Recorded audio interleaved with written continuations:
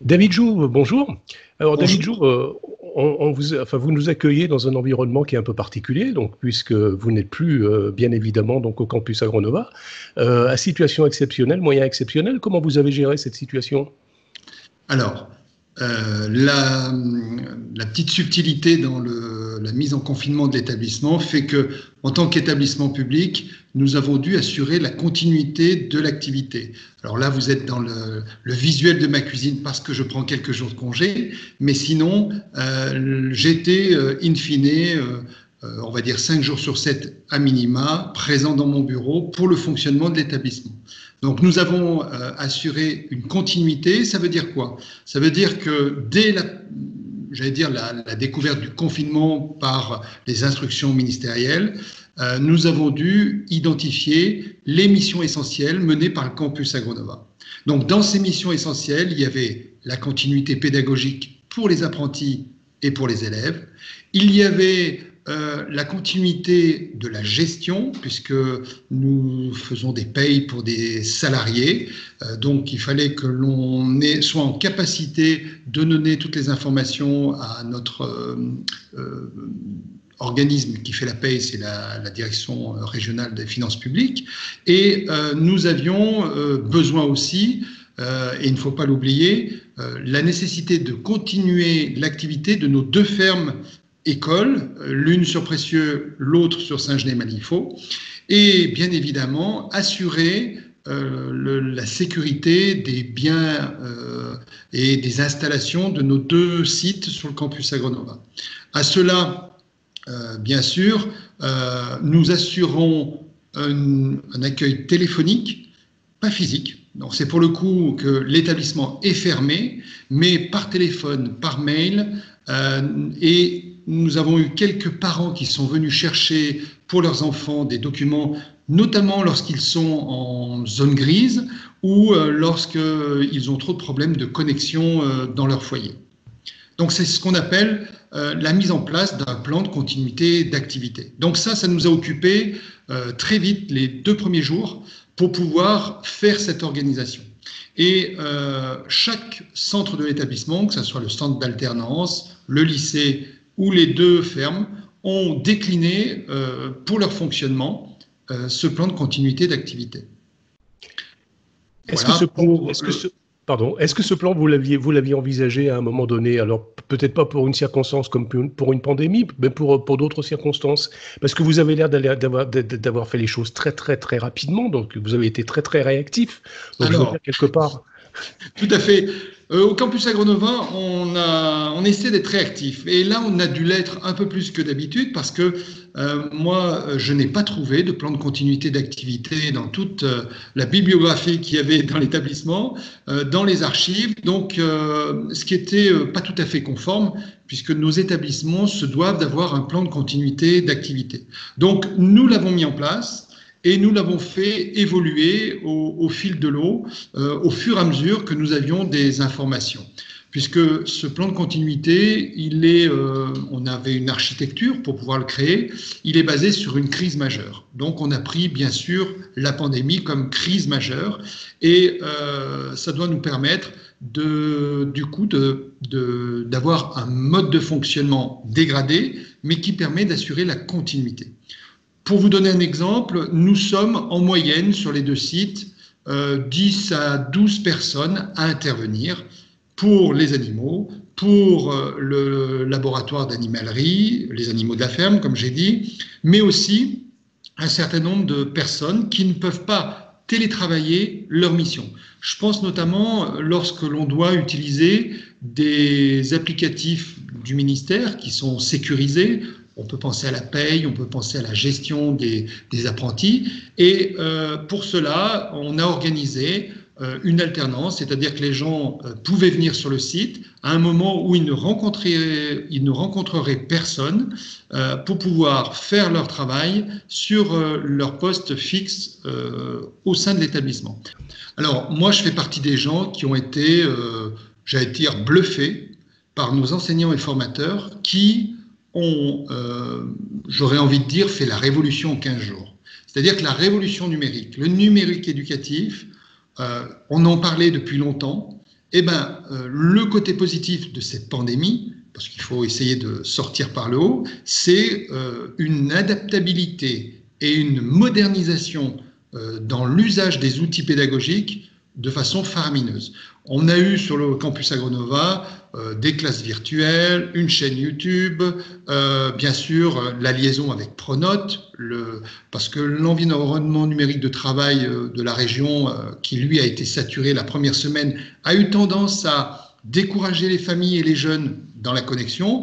Donc les équipes pédagogiques les ont réattrapés avec ce type d'outils, donc Pronote, avec du WhatsApp et des outils de réseaux sociaux. Ils ont tellement bien bossé qu'au bout de 15 jours, j'ai dû leur dire, levez un petit peu le pied. C'est quelque chose qui va se passer dans la durée et il faut garder un lien de bonne qualité avec les jeunes, mais ça s'est fait et on est actuellement bien dans cette continuité pédagogique. Alors après, les élèves décrocheurs avant la pandémie restent des élèves décrocheurs avec le numérique. Ça, c'est un petit peu le constat a posteriori dans le retour d'expérience, c'est qu'on a beaucoup de mal à accrocher des jeunes lorsqu'ils sont eux-mêmes, pour des situations personnelles, familiales ou de problèmes d'orientation ou de questions métaphysiques qui peuvent se poser ou des problèmes de santé, être en décrochage et le travail à distance, la continuité pédagogique n'a pas pu se mettre correctement en place. Alors, chez nous, ça correspond à quoi? Sur tous nos apprenants, c'est moins de 10 élèves. Donc, moi, je pars du principe que la grande majorité s'est adaptée, même si la première semaine, les élèves avaient un peu le sentiment d'être en vacances. À la deuxième, ce sentiment-là, information oblige, était largement dissipé et avec l'aide des familles, les élèves se sont mis au travail. Pour situer, moins de 10 élèves, vous avez combien d'élèves en tout? Alors, le lycée, c'est 308 élèves et on avait 280 apprentis.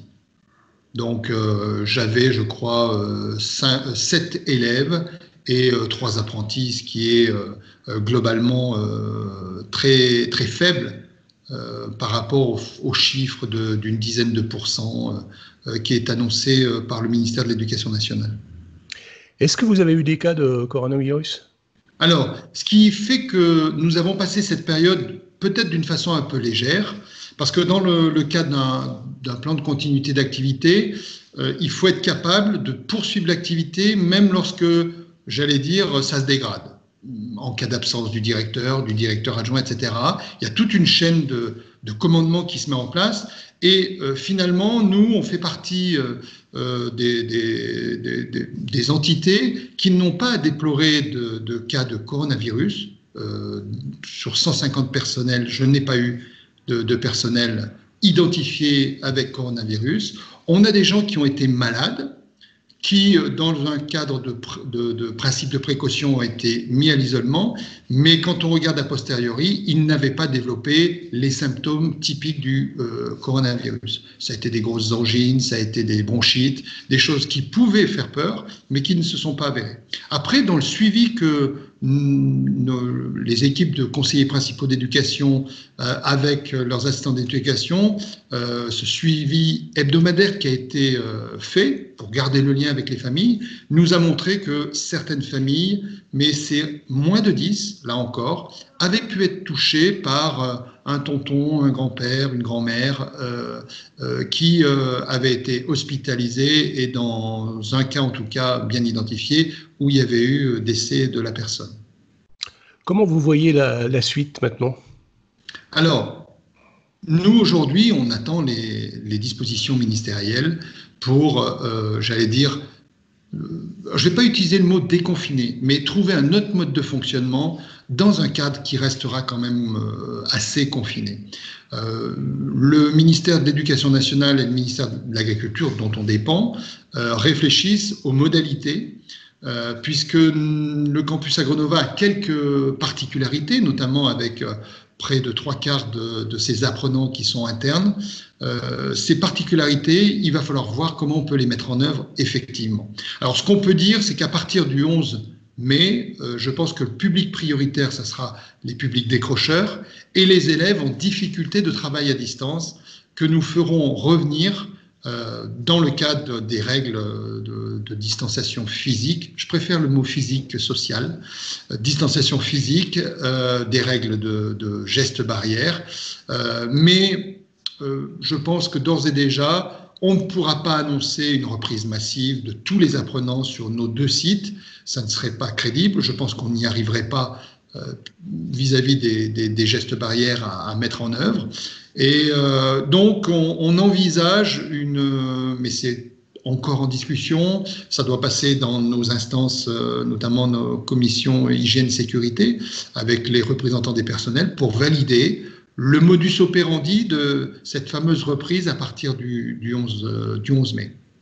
Mais aujourd'hui, on travaille sur un temps long et j'aurais envie de dire, on va terminer l'année scolaire dans ce mode dégradé et l'enjeu sera de préparer pleinement la rentrée prochaine du 1er septembre.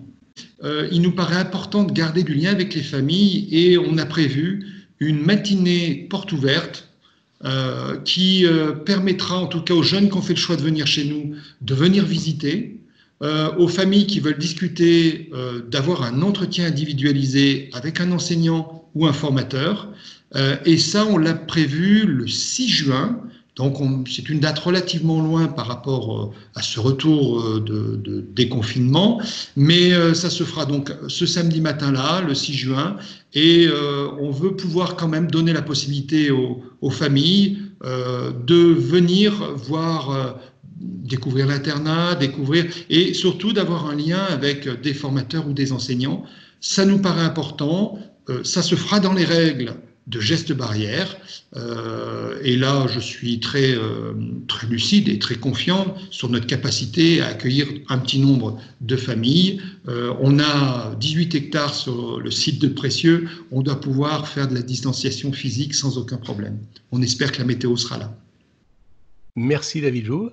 Et je veux juste simplement rajouter donc que pour montrer donc en fait l'adaptabilité des enseignants du corps enseignant, je vais mettre un lien donc d'un de vos professeurs qui a fait un montage en fait de ses collègues qui donnent des cours à distance et c'est quelque chose qui est très bien fait. Donc on mettra sur Montbrison TV le lien. David Jouve, merci. Merci à vous. Bonne journée. Alors